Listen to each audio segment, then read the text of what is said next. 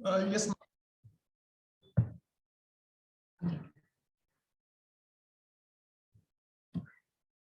I hope all of you can see my screen. I'll hit the presentation. Yes, ma'am. We can see that. Okay. Please feel free to stop me in between अगर आपके पास कुछ questions हो.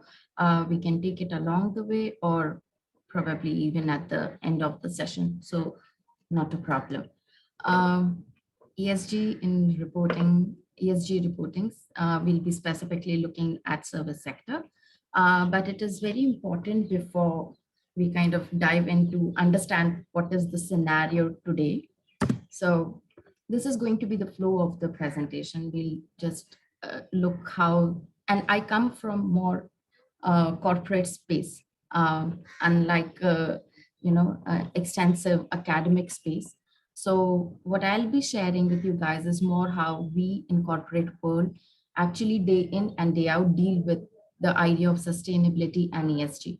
The flow of the presentation will be, we'll start looking around the scenario that we have today, evolution of sustainability. Are they even the same thing, ESG and sustainability? The importance of reporting, different frameworks and indices that go under, that go into supporting sustainability or ESG, and then a brief look into the service sector. World around us. Recently, these kind of news have been making rounds. LIC is going to come out with its IPO, and before the IPO, the government is making sure that LIC has some kind of ESG ranking. Chennai ITC Grand Chola became the largest hotel in the world as a commercial building to go for a LEED zero carbon certification. Now, LEED is leadership in energy and environmental design, and this certification is given by US Green Building Council. So it's a very prestigious certification, basically goes with your infrastructures. And इसके पहले ITC Windsor Bangalore became world's first hotel commercial building to have the same certification. 2020, this is the image. This is a tweet from Prime Minister, Honorable Prime Minister Narendra Modi, where he's talking about how investors and companies are moving towards high environmental, social, and governance score, which is our ESG.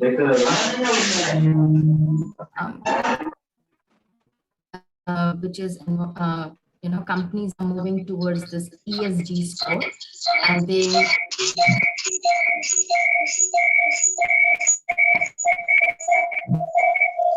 I'm sorry, there is a huge echo. Sorry. Okay. And he emphasized by this tweet how it is important that Indian companies and Indian financial institutions also start considering. Prepare for ESG activism by Mr. Parekh. He's HDFC chairman Deepak Parekh, who I think 3 weeks back made a public statement that shareholder activism, which means shareholders' opinion on the ESG performance of a company, is becoming far more critical. And that kind of situation or opinion is going to stay. And recently, Tata Power was ranked the highest among its Indian peers for in a S&P Global ESG score. So this is the world around us. Everybody, right from financial institution to hotel industry to power, everybody is realizing the importance of ESG. This is a brief look of how sustainability as a concept has evolved. 1968 tragedy of commons, the economic concept where which underlies key natural resources, leaving less for everybody. So that is the tragedy of common, that some people use the resources so much that less of resources is available for the commons. 1968, this report paper was published, and then post that there was first conference on environment by UN. 1980 we made a progress. More than environment or along with environment, Human Development Index came into being. human development parameters were considered. 1987, this was a landmark year because Brundtland report came in, and Brundtland report actually spoke about how speed of consumption will actually push for calamities and unsustainable way of life going forward. 1988 में there was an IPCC and UN IPCC was established, uh, and we've been hearing about IPCC reports that come every 5 years to tell about the progress that we've made on the climate change journey, and UNDP and Meteorological Organization kind of lead this. 1994, for the first time, the concept of triple bottom line came in, and later down the line came the MDGs, which were Millennium Development Goals. These are some major development. Along the way, there have been a lot of significant other developments at regional level, at corporate level. Some corporate incidents, like Bhopal gas tragedy, all of those have also shaped the need and have emphasized the importance of having a more sustainable approach for businesses to be run. Millennium Development Goals have been now succeeded by Sustainable Development 2030 is the target here. The Brundtland report, if we kind of say the summary, was the human ability that ensure current development meets the need of present without compromising the ability of future generation to meet their own needs. And in Brundtland report, we can say first vague definition around sustainability came in. There is a critical review to this idea that what is the ideal consumption level, how do you define ideal consumption level, and how do ki there is enough for future. So there is always a critic side of things. That Brundtland report was the first that to specifically spell it out. Is ESG and sustainability the same? And this is very interesting thing because I work in the space. We use this term interchangeably. People that I meet and right from C class, C-suite, which is senior leadership से लेके execution level पे भी हम लोग जो हैं, day in day out we hear the answers the same breath interchangeably. कोई फर्क है नहीं है? Not really everybody understands it. But while ESG and sustainability are alike, there is also some change, some differences to it. So definitely it is the buzzword. I'll start with sustainability first. Sustainability different. My previous experience or my industry experience has been in the steel manufacturing. And when I worked at the manufacturing side, factory level पे, shop floor पे जब हम काम करते थे, तो हमारे लिए sustainability was in a sense to हमारे लिए sustainable issues थे कि the skilled labor that we had with steel melting, with steel rolling. So those were in order to retain that skilled labor and to make sure कि जब वो retire हो रहे हो तो एक fresh batch is there to take care of the retirees with the same amount of skill and finesse. हमारे लिए वो एक sustainability issue था. We manufactured steel from scrap, which means we were green to a certain extent, unlike कि हम extract नहीं करते थे, हम recycle करते थे scraps को. So availability of scrap, and our scrap used to come from UAE. So to take care of the logistics, to make sure that there is port pay, custom clearance, and everything is taken care of. The volatile scrap price market, those were sustainable issues. So sustainability can mean different thing to different businesses. For a textile industry, let's say a good cotton harvest, or availability of fine quality of yarn, payment of farmers can be sustainability concerns and issues. So it means different things to different businesses, but generally the idea is it is an umbrella term where you're talking about ethical and responsible business practices. You are talking of manufacturing practices or in a responsible manner, which also goes back to SDG 17, sustainable consumption, um, or SDG 12, sorry, responsible production and consumption. And it is also taking care of the stakeholders. So basically, sustainability comes down to green activities, corporate social responsibility, uh, and net zero, low carbon footprint, circularity, product stewardship. These are different aspects of sustainability. एक चीज जो मैं यहाँ पे स्पेसिफिकली बोलना चाहूंगी, the idea of corporate social responsibility in India and in the west is very different. I have worked in UK, and it was in that job of mine that I realized how the West looks at sustainability, or the corporate social responsibility. हमारे लिए CSR is a little bit still philanthropic.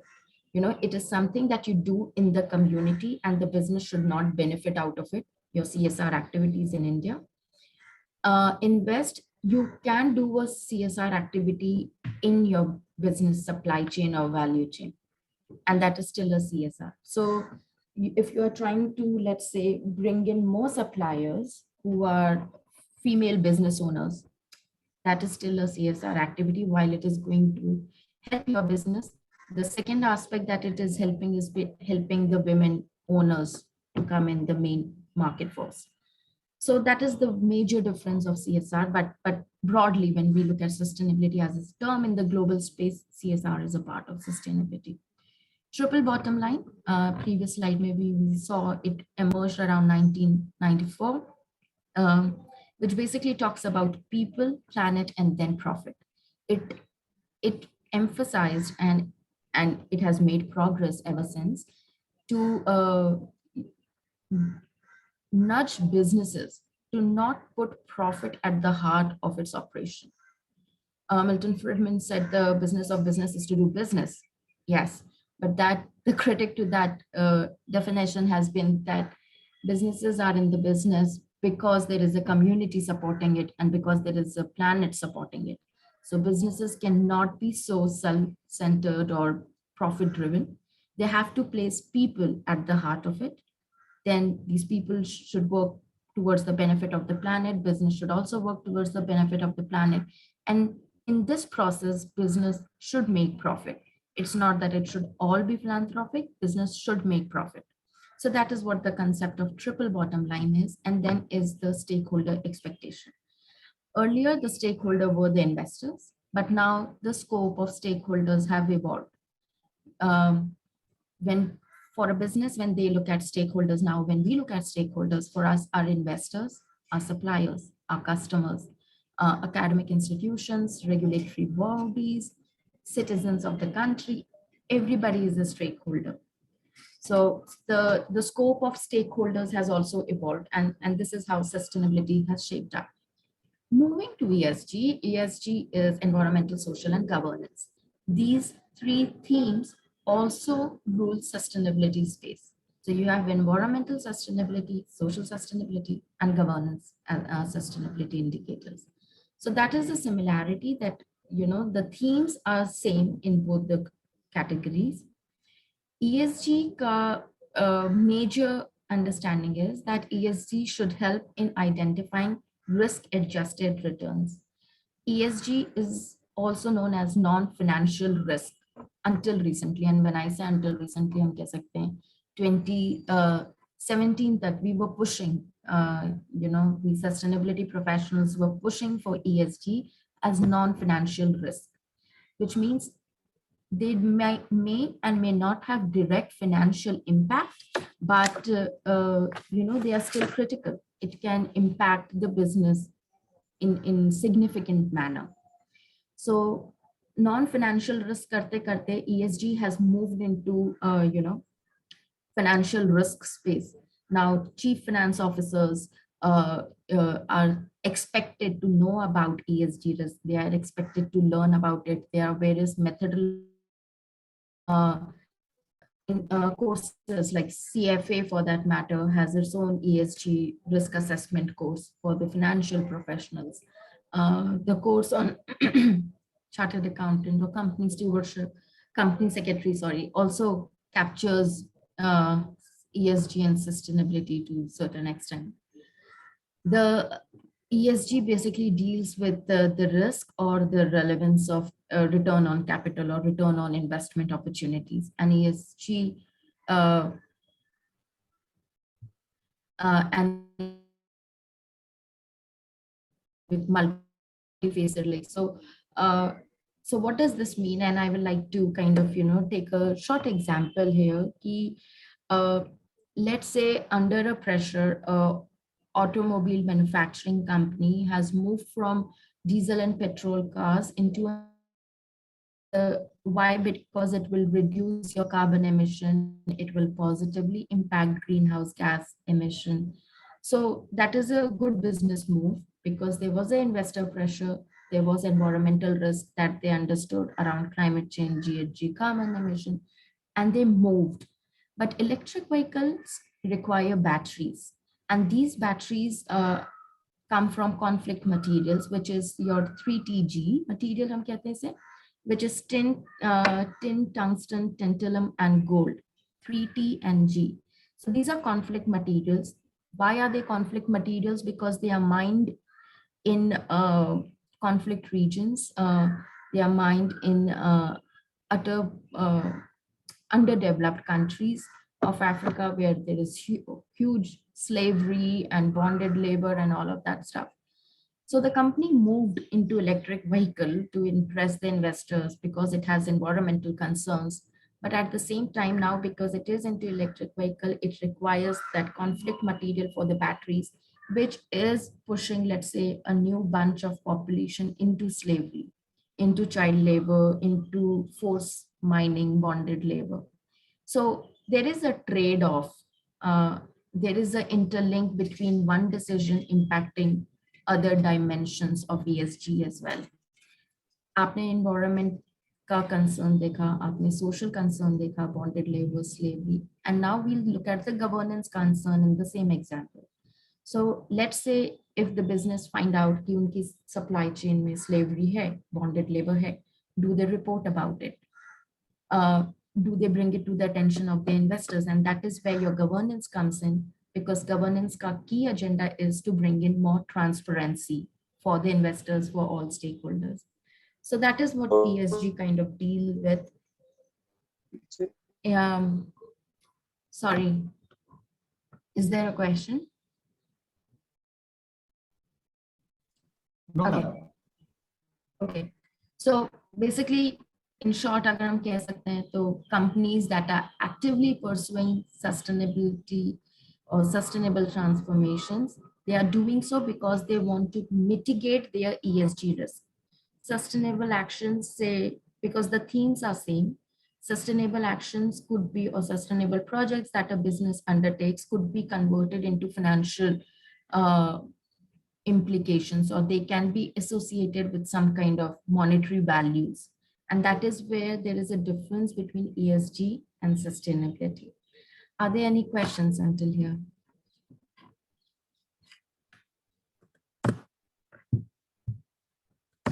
Okay. Thank you.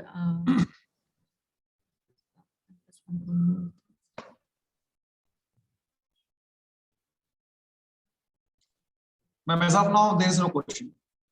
Okay, thank you, sir. And questions we can, ma'am, questions we can handle at the last. Yes, sir. No problem. Taken.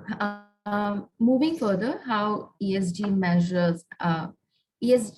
measures how company makes money rather than how much money that they make, and that is where the concept of your triple bottom line, long-term profits, risk assessment all come into play together. So ESG is trying to assess how companies are run, as in what kind of leadership do they have? Is leadership aligned to ideas of environmental sustainability or social sustainability governance? Business model and strategy. What is business doing to reduce risk? The very fact that Uber does not own cars as one of its asset or liabilities is the thing that makes Uber's business model as the new business model that a lot of startups and in the space are referring to. It also sees the asset that they own. So, I mean, you can have a factory in an area which eventually, or which because of climate change the area has started to experience more floods or more droughts, and then your asset is at risk. So ESG takes into consideration all of it. It is the business that could not do anything that cannot do anything about these floods. It is a climate change situation at hand. It is a climatic condition at hand, but it is impacting the business. It is impacting business ka supply chain. It is impacting how the business is valued now, because that asset is a risk. Every year they have to spend money for, let's say, a disaster management plan of that factory itself. How much money they make, what are the investment preferences, long term drivers. जब हम sustainability या ESG space में बात करते हैं, we are more keen of the steps that businesses take to reduce this risk. So basically, you should, as a business, risk associated with the business for its long-term operations, and what are the market forces, how customers want, suppliers want, but also how a general public feels about it.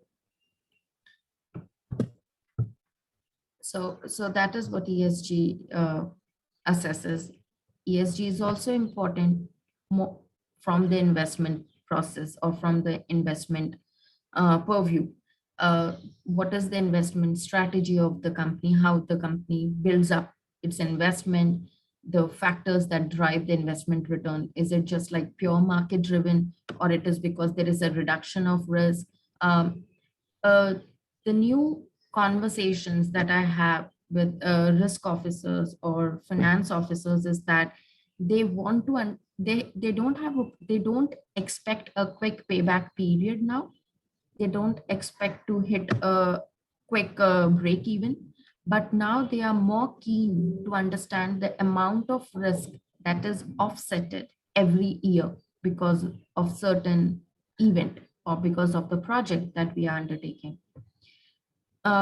Investment firms के लिए portfolios should they build their portfolios on the basis of this risk assessment, which business can handle what kind of risk, and that is how they diversify their portfolio.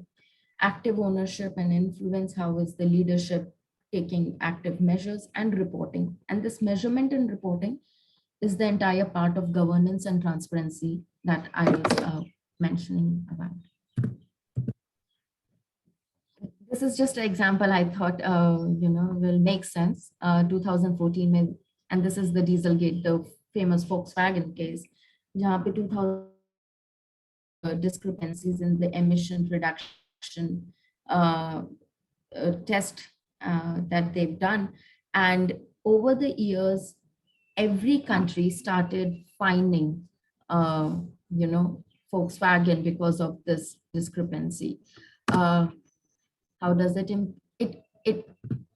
now this was not really, it's a carbon emission related thing. It is a environmental thing if you look at it, but this had a direct financial impact on the share price of Volkswagen, and over 20 days it went down, the price reduced to 38%, and eventually in 1.5 months it went 50% down. Why and for whom is ESG important? It is important that we understand कि कोई business ESG के लिए क्यों सोचती है, because it strengthens business practices. It is always giving you a good manufacturing practice, as we say. There is you are always on a lookout for how the industry is shaping up, reporting what is the new innovation coming in.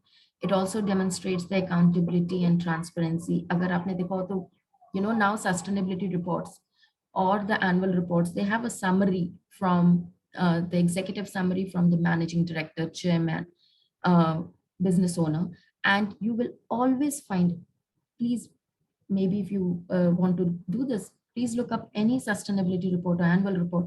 You will always find the leadership at the top talking about diversity, talking about sustainable supply chains, talking about emission, which means the leadership is aware, they are committed, they want to bring in the change, and that kind of builds more confidence in the investors.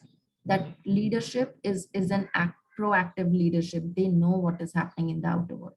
Then there, of course, are investor demands. Then there is regulatory pressure.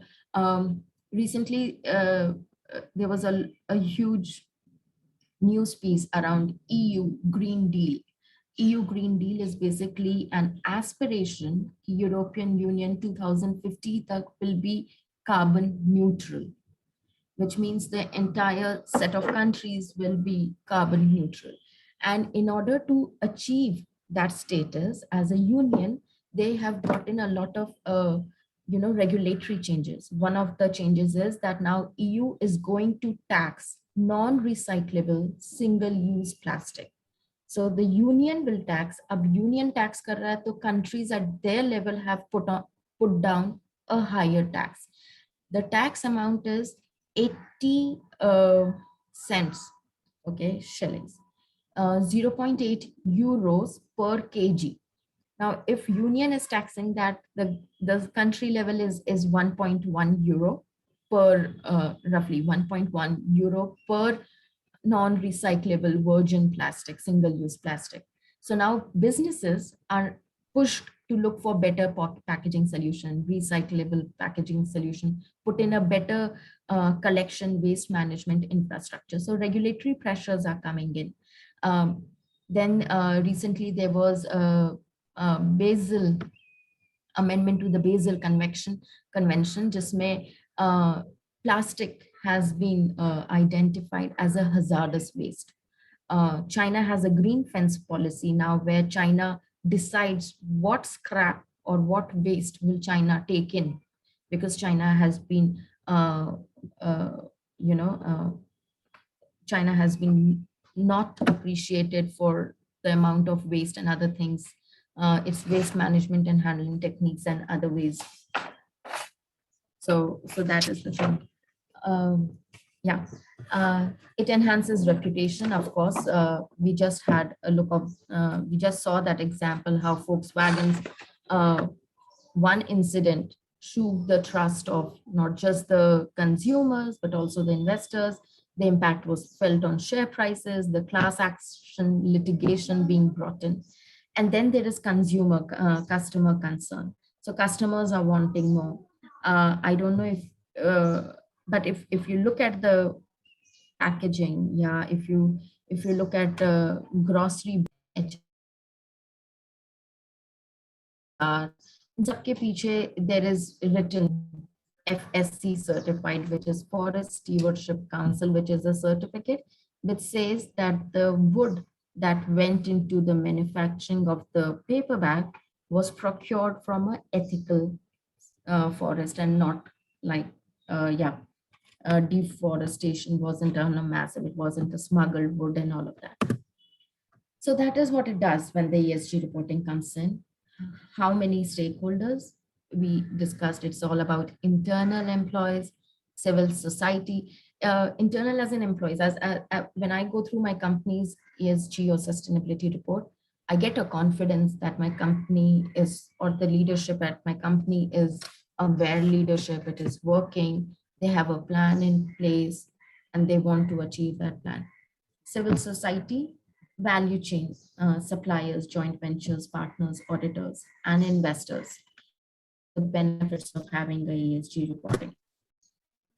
This was the tax. It came in from 1st Jan 2021.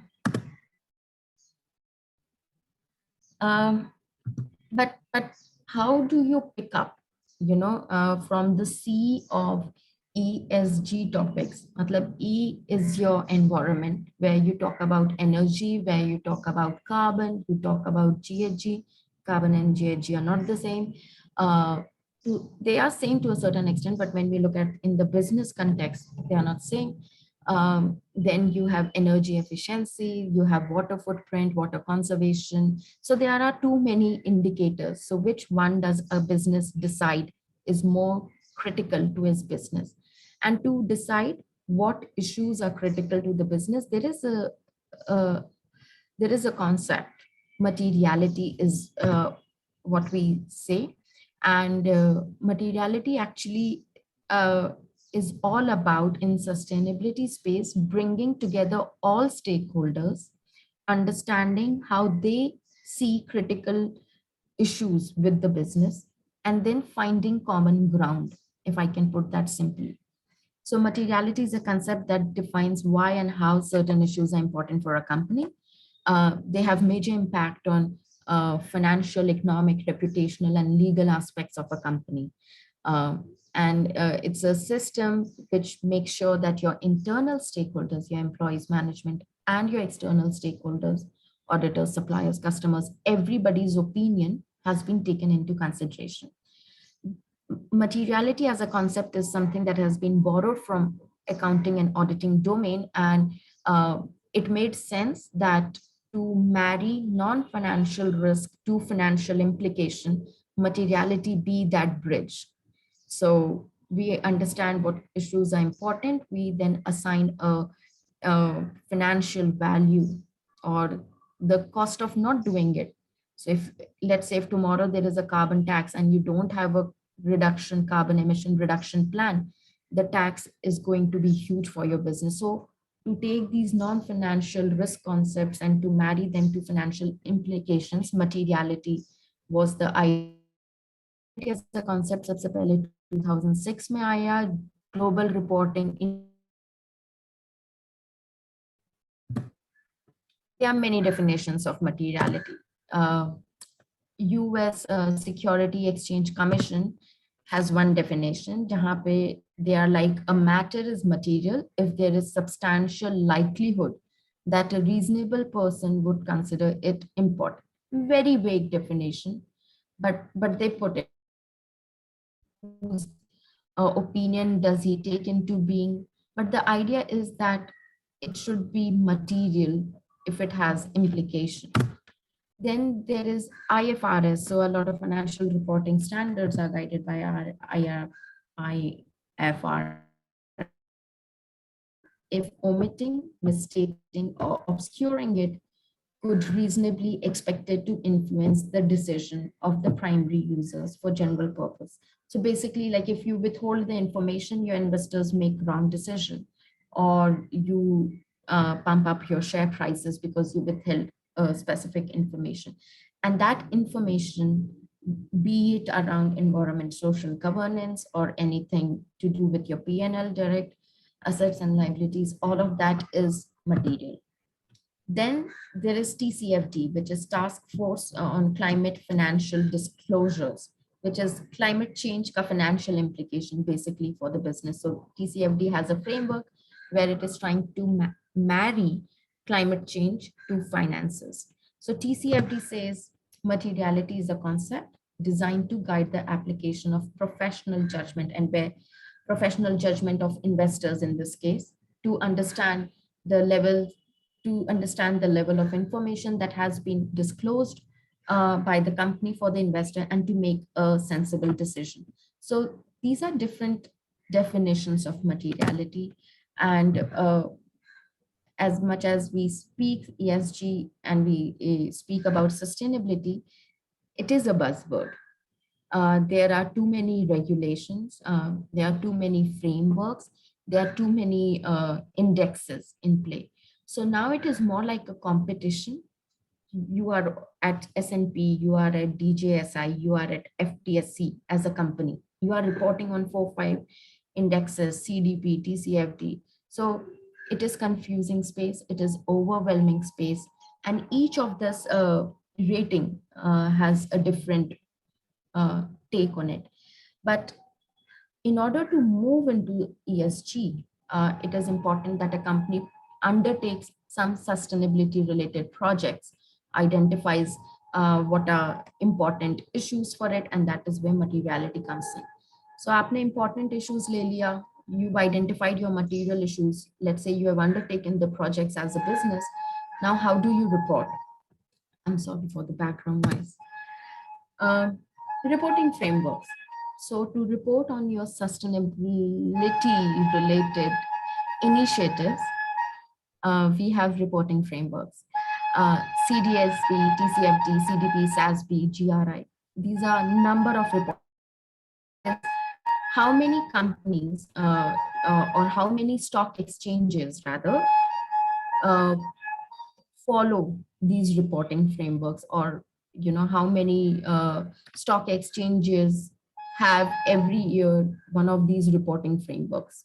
GRI is the most used, widely accepted framework, and there has been recent development in the sense these frameworks are now to all the frameworks as well. So GRI started as industry agnostic, and now it is going into industry specific, which is sectors. Now it has reporting guidelines. SASB, which is Sustainability Accounting Standard Board, and IIRC, uh, they are getting into a merger from this year. So they are merging together, and now we have an integrated value reporting system. So the reporting frameworks are also evolving, and trust me, they evolve every 2 years. So as a professional, I have to be on toes to see what has been the difference, what has been the new addition, what is the new bit of disclosure that I am expected to do. So these were reporting frameworks that we saw, and then there is ESG criteria. This ESG criteria that you're looking is from the OECD guidelines. Environmental factors are just like compressed into natural resource, carbon emission, social factors, governance factors. And when it comes to ESG ratings have too many players. Each rating differs from another rating on the basis of the data that they've included, how they have assigned matrix or weightages to these data points. What is the value associated with this data point? The social factors may आपको data मिलेगा, but more than the data, you'll also find a lot of qualitative information. So how do you rank a qualitative information? What is the evidence that is supported in order to any data that you claim to have presented in the ESG scoring? These are the major ESG index providers. Like always, they work on the ESG criteria: Thomson Reuters, MSCI, Bloomberg. Then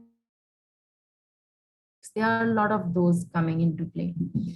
Basic difference क्या है कि MSCI works, or it is designed to help investors identify and understand financially material ESG risk and opportunities.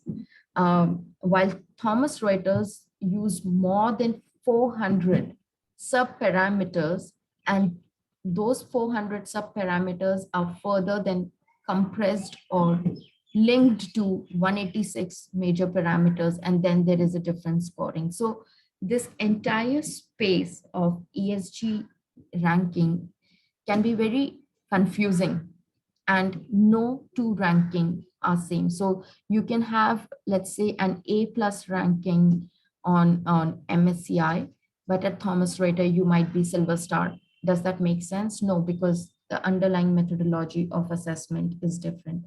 And ये सिर्फ ESG space में नहीं है. If you look at sustainability certifications, you must have seen चाय के डब्बों पे, coffee पे, Rainforest Alliance as one of the biggest sustainability certificate providers. So Rainforest Alliance is one certificate, and it is not as same as UTZ. UTZ is a German certification, and the scope is same. It is tea, farm produce, fruits, coffee, and that's spices, and that's space. दोनों का scope same है, but the computation of RFA and UTZ are very different. So we cannot compare two certificates. I cannot say अगर मेरा supplier RFA certified है तो बहुत बढ़िया है. I cannot even say कि लेना चाहिए. It's is just an example of a SASB materiality map. Look at the amount of themes. Matlab, we've included economic impact of it as well. Your business model innovation kind of leads into the economic side of it. This is the material map. These are how the materiality or different themes, ESG can be further broken down into these themes. GRI has a further breakdown. ESG here, but E can then there's further breakdown. Estimate there is workforce, there is supply chain, there is diversity, and all of that, and so in governance. So each framework has a very different jungle to navigate, to be honest. So now I'll just look in one example when it comes to service sector. There is so SASB, Sustainability Accounting Standard Board, was the first one to actually come, and SASB ka major objective is to give information that is relevant to investors. So there is a big difference between SASB reporting and GRI reporting.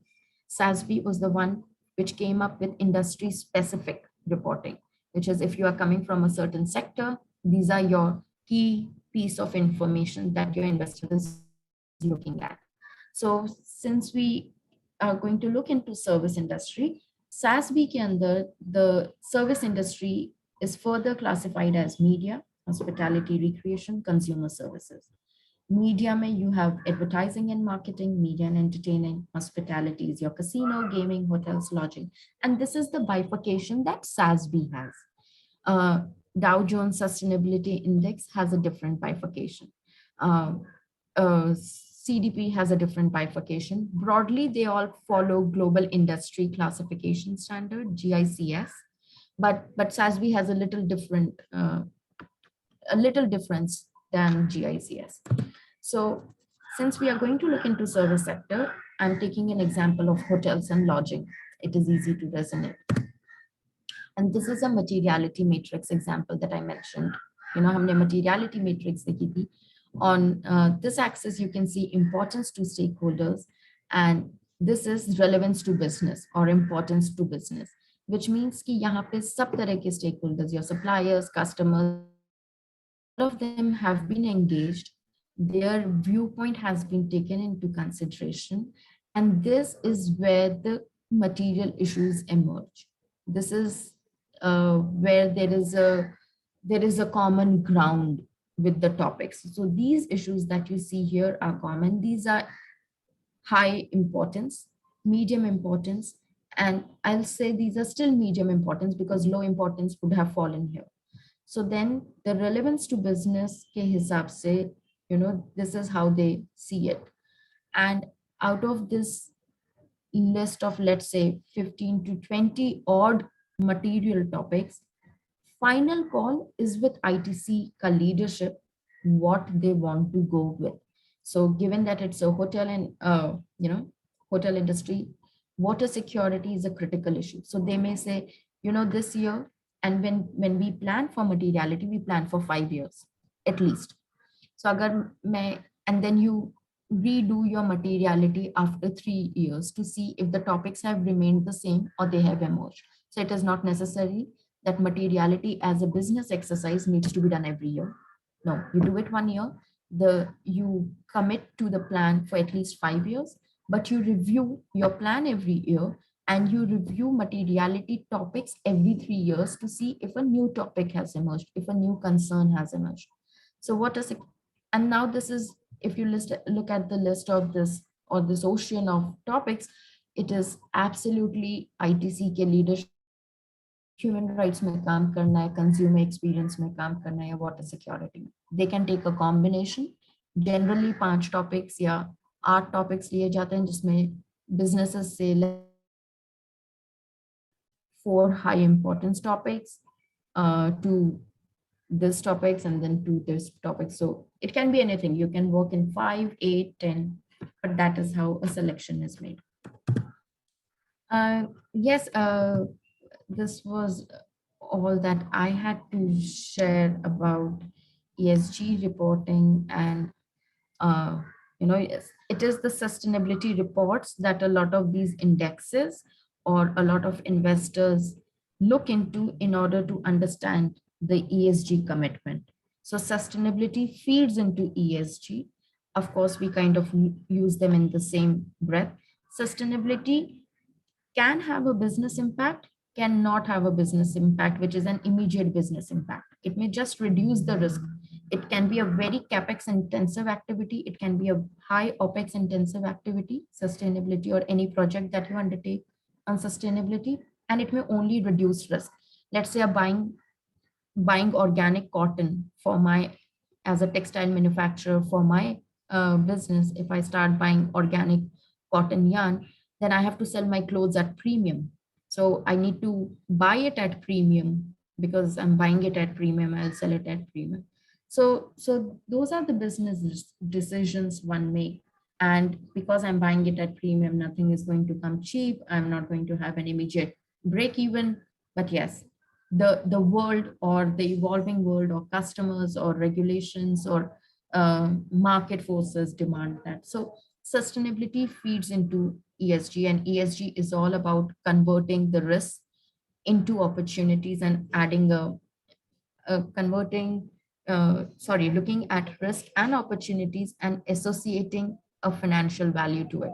This much is your opportunity scope if you undertake the project, and this much is your liability or tax or penalty amount if you look at it.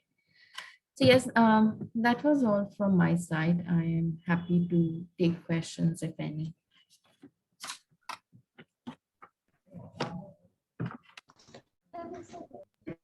Ma'am, there is a one question coming up.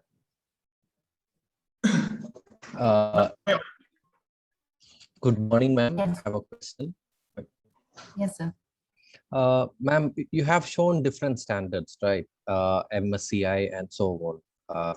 And what are the standard that is being followed by Indian companies? And is it possible for us to retrieve such data from any database? Yes.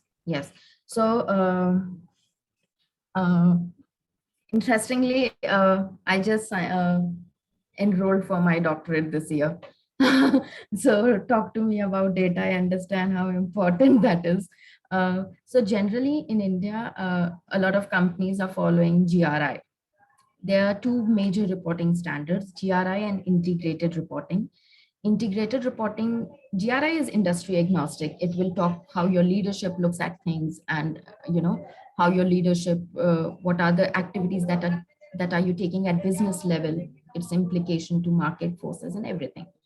Integrated reporting is where instead of publishing two reports, you publish one report, where the first part is your P&L annual report, financial implications, and in the second part is everything that you do around sustainability.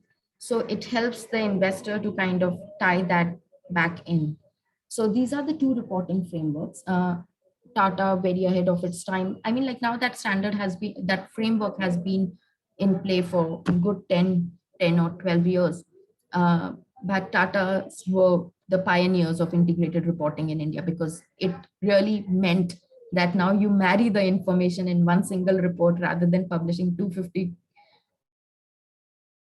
You can find a lot of GRI information from the website. They have a database where you actually can look up. But the sad part is you have to see through the report. Now, I'll tell you the flip side of reporting is I see the report for 1 year and I say, oh my God, they've done 50% reduction in their carbon emission. It is only when I go back to 2020, 19, 18 report that I see year on year reduction is 3% or 4%. The big 50% reduction is against the baseline, or baseline kya thi 2012. So that kind of summary is something that you will have to sit and work out. So now when I kind of look at the sustainability report, I'm like, okay, let me look at last 3 years. A lot of companies do map that trend, because a lot of critical analysis and professionals have started calling out companies ki, आप एक बार में 50% डाल रहे हो, but your year on year reduction is 3%, 5% or so forth. So now they have started giving you a trend map that year on year reduction has been this, but yes, you will find a lot of these something that you still have to do so. And also answering to your question, in India, BRSR came in, Business Responsible Sustainability Reporting. It started as non-voluntary guidelines, if I remember correctly, around 2011. And business responsible, non-voluntary guidelines moved into business responsible reporting. And finally, from this year, from the financial year of 2022, it is going to be mandatory for first 1,000 listed companies to report as per BRSR guidelines. BRSR is SEBI की तरफ से proposed sustainability reporting framework, but it has its roots in GRI. It has its roots in integrated reporting. So it is not required कि company 5 तरह की report publish करे. अगर आप GRI publish कर रहे हो, you mean you have to pull that information, put it in a BRSR format and send it to the MCA. So and SEBI. So that is the newest piece of regulation that India has actually moved into. And there is a lot of buzz in the corporate space. To be honest, I speak to a lot of these customers and these companies who now feel a pressure to report under BRSR. I hope that answers. Thank you for your response, ma'am. Wonderful session. Thank you. Thank you. Is there any Indian rating agencies there on sustainability? CRISIL has actually moved in, but CRISIL has to do a lot of work when it comes to ESG reporting. And when I say that, I say it basically because the people who actually understood the reporting and rating have moved out of CRISIL. So now the entire ESG reporting framework is in the hand of very young professionals. And I've been in this space. I've been working for last 12 years, but with sustainability, I've been in this space for 7 years now, I guess, 6-7 years. And every year there is a new learning for me. I don't think any sustainability professional will say we know it all. No, we don't know it all. We are learning. Every year there is a new understanding, there is a new computation and all of those details. So yeah, the season, the people who actually devise these rating, what weightage do you give, how, and the ratings changes from sector to sector. So how do you identify the topics that are critical to one sector actually requires a lot of ground research. And the rating will also change region to region. The material issues will change region to region. So a lot of leg work actually goes into it. CRISIL is one that is actively doing it for Indian companies, but somehow we still take reference when it comes to benchmarking my company to my peers. We still take reference to how Bloomberg present industry or sector insight, or how MSCI or Dow Jones Index present these insights. There is a question, ma'am, like how does ESG create opportunity for carbon credits and carbon trading? How does the carbon credits or trading vary in comparison to the West and East? The biggest difference is that we don't have a carbon value as a country. There is no value associated to carbon. And when I say value, I mean dollar value. There is no dollar value that is associated to carbon. A lot of, and when I say a lot of, because I've worked with some of very big names. I started off my career in corporate space with Mahindra, worked with BMW in the supply chain and so forth. These companies have identified a carbon value based on how the international market is responding. So these are self-governed carbon values that they have associated to their projects. And this whatever project they undertake, of course, a project needs to achieve an objective. So if we have undertaken a project at a business unit level for, let's say, 20,000 ton of reduction of carbon, so the value is associated for per ton of carbon, and it can be as little as $3, $6 to $14 and $25. I think Tech Mahindra has a value of $6. So that is how, and it's basically you are increasing your valuation by associating an internal carbon pricing at a business level. Now, carbon credits are basically, uh, you save carbon and you receive carbon credits for it, and then you are open to trade it. I think Bureau of Electric Energy Efficiency actually started one, but they were heavily focused on the energy reduction. So for every energy reduction, they would give you an energy certificate that could have been traded. Uh, but that is all about it in India. In the West, the concept of carbon sinks and carbon sequestration projects and have been, taking shape. There are trade indexes, more like stock markets, coming up around carbon trading. One of more details on the carbon trading and the process. So the first report came from World Bank, where they kind of identified how carbon trading and associating any carbon price should happen. But even now, I think we have one carbon trading index, I think, or the carbon trading market in France or Italy. So technically, one is in Europe. There is one coming up, I think, in China as well. So it is all very loose right now. There is no single body who issues you carbon certificates or carbon credits. The only thing is these carbon credits are verifiable. So it basically we involve blockchain and traceability to it to make sure that these credits are not double accounted for. So that is how it is. And there's a huge difference. We don't have a price on carbon yet as a country. So businesses, whatever price they imply, it is just their proactive measure to do those. So yes, Anuradha, ma'am. Sorry, I see your hand raised. Thank you, ma'am, for your very elaborate session on all the reporting standards. I have a slightly different question. When environment impact assessment became mandatory in India as per the Act, there were a lot of companies who were, using a lot of window dressing when EI reports were being given. In fact, companies came up with these shortcuts in the form of executive EIs, and a lot of window dressing used to take place. So with respect to ESG reporting, and since you have also registered for your PhD, so is there anybody like a watchdog who really tries to find out, whether it is really true reporting or, it is just a big window dressing? Because with EIA, we did a study and we did find this, that Sorry, there was a lot ma'am, of... I think I lost you for 10 seconds there. Okay. Very big.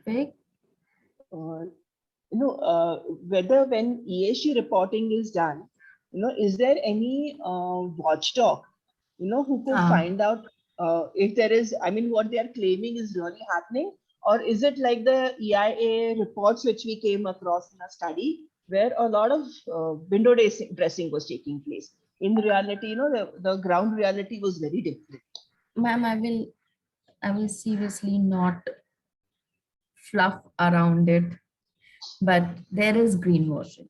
There is, window dressing and not as is representation. That is coming in. A lot of companies are actually moving into the space because they need funds, and investors want that report. A lot of funds, venture capital funds I'm talking about, and I work with a few of them, a lot of funds are doing so because they want to get they want to be signatory to, let's say, UNPRI, which is United Nations Principle of Responsible Investing. So everybody has an ulterior motive to it, and there are no two ways about it. The ulterior motives or different motivations, if I want to be optimistic about it, they have different motivations to do so. But greenwashing is a reality. A lot of and because I work in the software space, we love NLP, we love AI, we love tech. They are driving us. But let's say, and there is there are companies which are saying now, or they are SaaS companies that are saying, we can look up the sustainability report of company over the years and we can give you material topics or we can project. Now, the thing is, the companies are smart.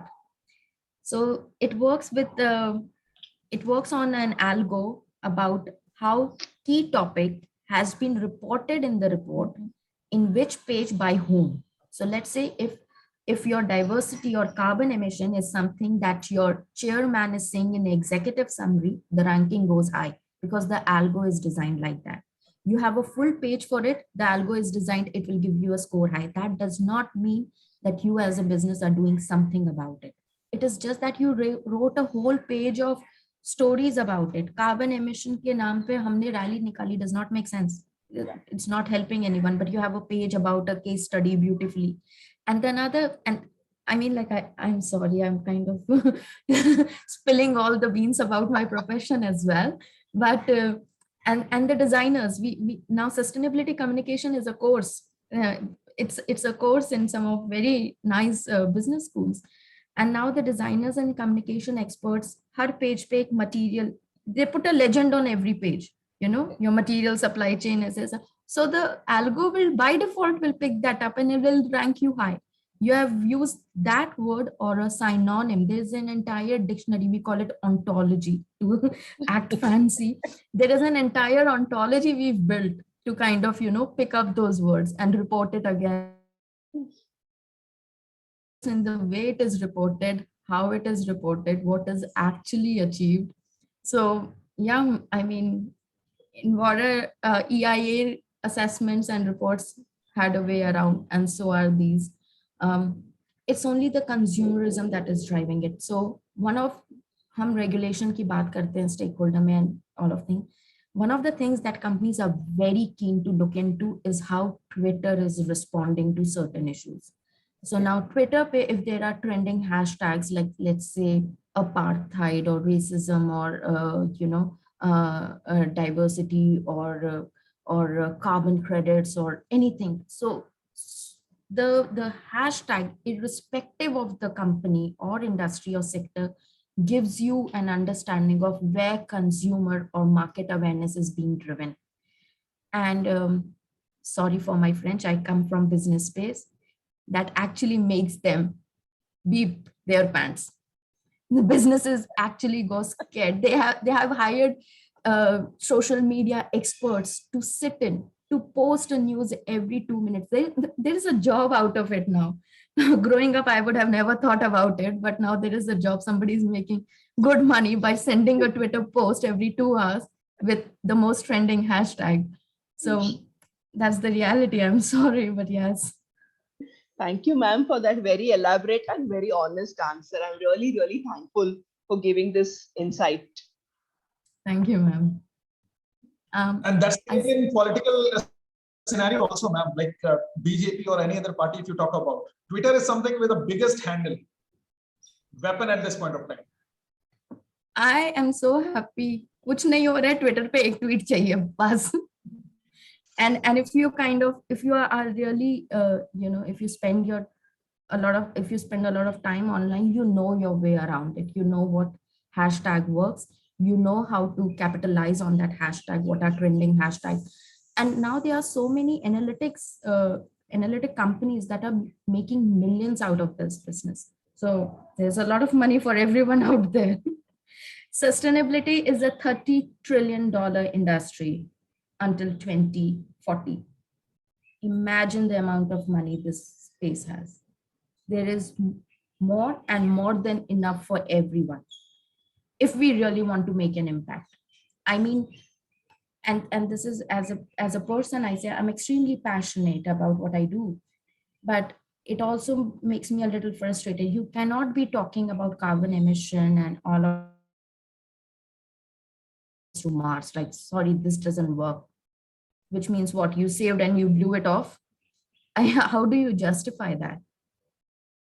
So yeah, I mean, if you look at per person carbon emission of an individual living in US, it is 40 kgs a year, 40 to 50 kgs a year.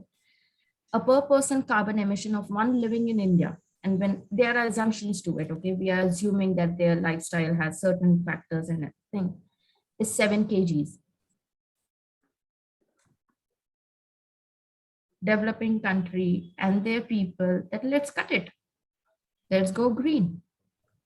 I had an opportunity to visit Expo 2020 in Dubai, and there were a lot of interesting, I mean, Netherlands kiosk was projecting, was showcasing an experiment where they can create an ecosystem inside a place, water, livelihood, animals, everything. It's an ecosystem. But at the same time, there was the Africa Pavilion. I think it was a no, I'm missing the name. There was this pavilion of an African country where their achievement was to bring energy to every state in their country by 2030. That are the two ends of spectrum we operate at. And US is not at all serious about any of it. Let's be honest about it. No matter who comes or who goes, yeah, it's not on their radar. Their commitments and their actions for those commitments is not. So yeah, we work in the space, but we are critics as well. So yes. Ma'am, like if we talk about the certification programs, like there are so many certifications are going on in this area in ESG or sustainability. So those who are, especially about the students, those who are really want to work in this area, any suggestions related to the certification programs? Honestly, okay, I think I had a first movers advantage, or people in my field, we had first movers advantage. If you look up the best sustainability guys, and when I say best sustainability guys, some of really head of the sustainability, chief sustainability officers at different companies, they are people who come from communication space or are generally engineers. If you're an engineer, you understand the process. It is as simple as that. Or if you are coming from communication marketing space, you know the language, what sells. So I think the first movers advantage is off the table now. And and that is what I suggest to my students at NARSI is go for the best out there.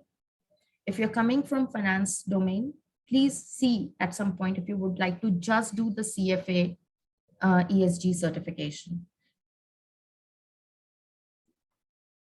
Chain, please understand that GARCA supply chain certification is a good one.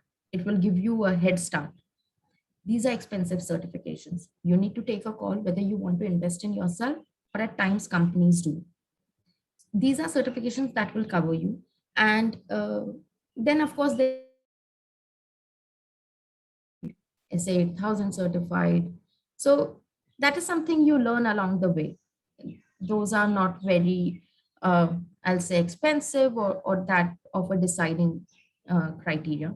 And then there are a lot of free certifications, a lot of free courses that are always there on Coursera. In fact, IGNU has some of really nice courses around this.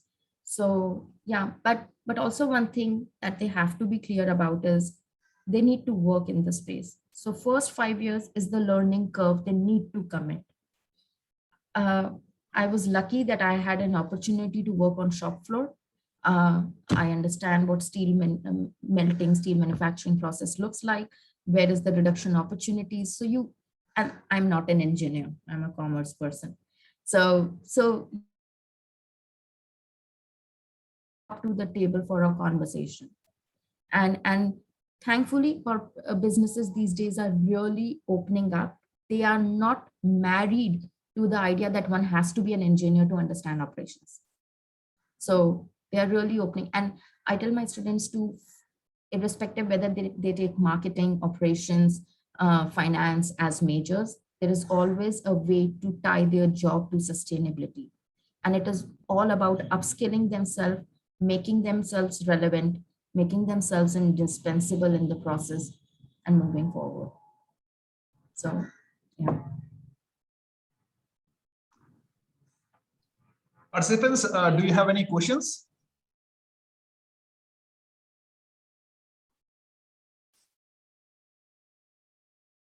Okay, one last question from my side now. Yes, sir. Like as you have mentioned in your slide also, GRI is a leader in this reporting framework. Because of SASB and IIRC tie-up. So maybe in a due course of time, they will be the leader and there will be a rat race. Yes. So There is, by end of the day, who will be the winner? by end of the day, the winner is somebody who can get a company to report, because there is a fees associated. So if I write a company as a business, if I write a sustainability report based on GRI framework, I'm supposed to send, it will get definitely audited by any third party. They will verify the data. They will give their, approval that the data has been verified and we certified there is no discrepancy. KPMG, DNB, TUV, they do this business, PwC and all. And then I take that report to GRI. So now to file my report to GRI and to make sure it is available in the GRI databases, I pay as high as $1,000, $1,500, and the rate changes every year. So I pay it to the certifying agency or the auditing and verifying agency, and then I also pay to the GRI. And then GRI gives me a rank. It's like A, irrespective, I can be having A all throughout. So it gives me A plus and all of that. So there is a rat race, and is the reason आप देखिए कि GRI being industry agnostic, say it's moving into industry sector specific reporting framework. Exactly. It is crazy when I speak to suppliers. I am an auditor as well. When I go to suppliers to audit the business, I literally sense an audit fatigue. Madam आप ये audit करने आए हो, आपसे पहले वाले buyer ने इस वाले को भेजा था ऑडिट करना क्या है, सबको करना वही ESG देखना है, सेफ्टी देखना है, हेल्थ देखना है, नंबर ऑफ एक्सीडेंट देखना है वॉशरूम फैसिलिटी है, देखना है कि क्या हो रहा है क्या नहीं, करना सबको वही है, but there is an audit fatigue. That said, Europe में to overcome this challenge, they have made the industry has come together to put a one auditing framework. The industry associations have come together to put one auditing framework. Every supplier will report to that auditing framework. The industry will find different partners. Matlab, you have that as a buyer, I have that supplier ka report. Then I can ask a certifying agency to go and validate it. And if I, as a buyer, want some extra information, I will ask the certifying agency to even do an on-site audit and look for that extra information. So they've made sure that the audit fatigue is reduced. Single window system kind of. Yes, but as a business, as a country, we have two options. To bulb, to LEDs, to solar power. Or we can see कि okay, solar power is the way. Right from bulb, let me jump to solar power. LEDs use करेंगे, फिर हम ये use करेंगे, फिर हम solar power पे आएंगे. So we are not learning from a lot of case studies and industry best practices that are out there. We still want to go through the entire life cycle ourselves. Ma'am, one more question. Like as you're mentioning, like at this point of time in last year, I've seen that EU is coming up with a non-financial framework. That's part of the EU Green Deal. Yeah, and now here, if we see SASB or GRI, they are mainly focusing on economic dimensions and primarily focusing on the rest of the reporting. So ESG one side, and if we consider SASB, they both are in the two pole apart things. Not really, sir. Okay. Not really, because SASB has a different way of looking at ESG, culling the information that they need and then serve it to the investor. So SASB basically is for the finance bodies and agencies, while GRI is meant for everybody to use. specifically an investor may go through the report and he might require more numbers, but GRI may not serve that purpose as much as they want to serve that purpose. GRI reporting is for everyone. SASB is especially for investors. So their computation can be, let's say, more around debt equity ratio, stock performance, and all of those. That is also the kind of information they will ask besides the ESG, or the computation or conversion of the environmental parameters, social parameters will be on this. Now, EU non-financial taxonomy is all about having a common definition for all. So that is also where SASB and integrated reporting amalgamation is really important, because now they are realigning. They cannot do this drill. So the taxonomy is out. EU non-financial taxonomy is out. And they have asked how certain things by default be scored less, like oil, we scored less, gas should be kicked out. There was a recent article where the scientific community committee has written to the government to just remove gas from one of the factors of assessment. That if you are doing anything in the oil and gas space, natural gas also for that matter, the assessment goes below a certain point by default, by the basis that you're operating in the space. So that alignment is happening. And that is the reason why I don't think there would be a major difference. SASB is in the process of the same alignment. EU is their biggest market. So they are making sure that, they run close to that understanding. Thank you, ma'am. Thanks for your valuable time and Thank thoughtful you so insights. Thank you so much. I'm delighted it was of help. And thank you so much for the questions. I had a day ahead. Thank you so much, sir. Thank you, ma'am. Thank you, ma'am. Thank you. Thank you. Bye.